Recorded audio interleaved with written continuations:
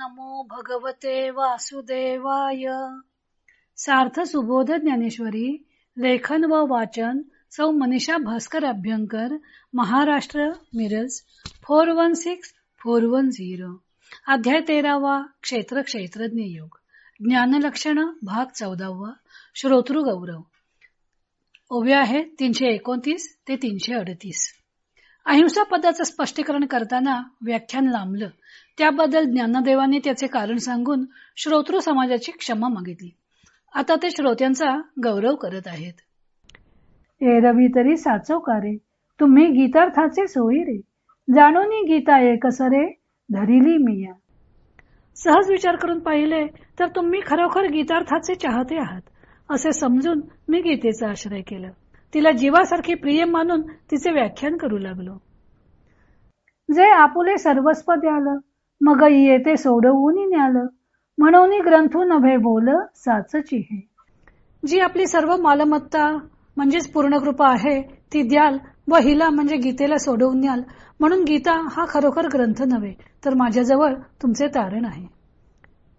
का सर्वस्वाचा लोभू धरा, बोलीचा अव्हेरू करा, तरी गीते मज अवधारा एकची गती. अथवा तुम्ही आपल्या सर्वस्वाचा लोभ धराल व तारणाचा अव्हेर कराल तर गीतेची व माझी एकच गती आहे असे समजा. किम बहुना मज तुमची या कृपा काज, तिये लागी व्याज ग्रंथाचे केले. फार काय सांगावे, मला तुमच्या कृपेशी काम आहे व या कृपेकरता मी हे ग्रंथाचे निमित्त केले. तरी तुम्हा रसिका जोगे व्याख्यान शोधावे लागे, म्हणून जी मतांगे बोलो गेलो. तरी तुम्ही जे रसिक त्या तुमच्याकरता योग्य व्याख्यान योजावे लागले, म्हणून माझ्याकडून अन्य मतांची चर्चा झाली. तव कथेसी पसरू जाहला, श्लोकार्थ दूरी गेला, की जो क्षमा यया बोला अपत्या मज. तो व्याख्यानाचा विस्तार झाला, श्लोकाचा अर्थ एकीकडे राहिला. या माझ्या बोलण्याबद्दल मला लेकराला आपण क्षमा करावी. आणि घासा आतील हरळू, फेडिता लागे वेळू, ते दूषण नव्हे खडळू सांडावा की. आणि जेवीत असताना घासातील खडा काढताना वेळ लागतो, तर जेवणाराला तो घासातील खडा काढण्याला वेळ लागला व त्याने आपले जेवण आटोपण्यास उशीर केला तर त्यात जेवणाराचा दोष नाही, कारण घासातील खडे किंवा कचरा काढून टाकलाच पाहिजे. का सवचोरा चुकविता, दिवस लागली या माता, कोपावे की जीविता जिताने की जे. अथवा सोबतीच्या संभावित चोराला चुकवून आल्यामुळे घरी यायला मुलाला जास्त दिवस लागले तर आईने मुलावर रागवावे किंवा तो जिवंत घरी आला म्हणून त्याच्यावर मीठ मोहऱ्या वगैरे ओवाळून त्याची दृष्ट काढावी. परी यावरील हे नव्हे, तुम्ही उपसाहिले तेची बरवे, आता अवधारी जो देवे बोलिले ऐसे.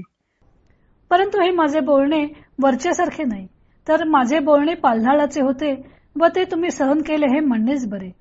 तर आता महाराज ऐका. देव असे म्हणाले.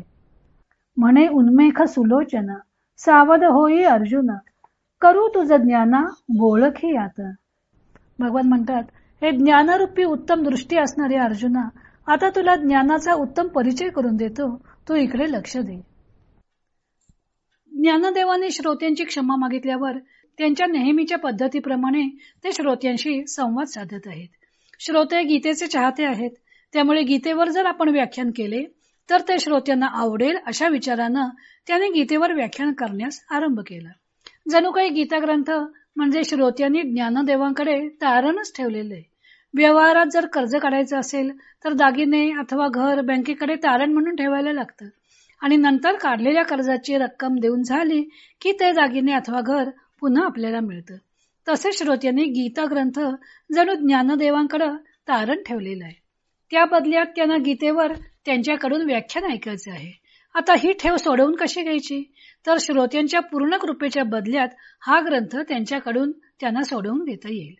अर्थातच पूर्ण कृपारूपी मालमत्ता दिली नाही आणि गीतेचा जर अव्हेर श्रोत्यांच्याकडून झाला तर जी गीतेची गत होईल ती ज्ञानदेवांची सुद्धा गत होईल असं त्यांना वाटतं. श्रोत्यांनी जर गीतेचा त्याग केला तर ज्ञानदेवांचाही त्याग केल्यासारखं होईल. आपण या ग्रंथरचनेचे निमित्त करून श्रोतृ समाजाची पूर्ण कृपा संपादन करावी असा ज्ञानदेवांचा हेतू आहे.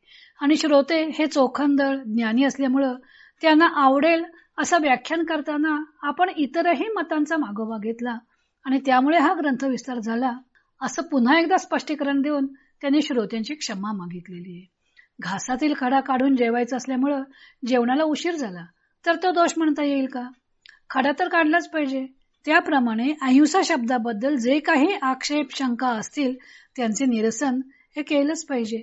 किंवा चोराला चुकवून येण्याच्या नादात घरी यायला आपल्या लेकराला उशीर झाला तर आई त्याला रागवेल का?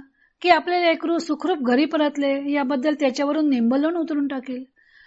आता ही आपण उदाहरणे म्हणून जरी दिली असली तरीही श्रोत्यांची क्षमा मागणे हेच श्रेयस्कर आहे असं वाटून त्यांनी पुन्हा एकदा श्रोत्यांची क्षमा मागितलेली आहे आणि पुढील ज्ञानलक्षणांच्याकडे वळलेले आहेत.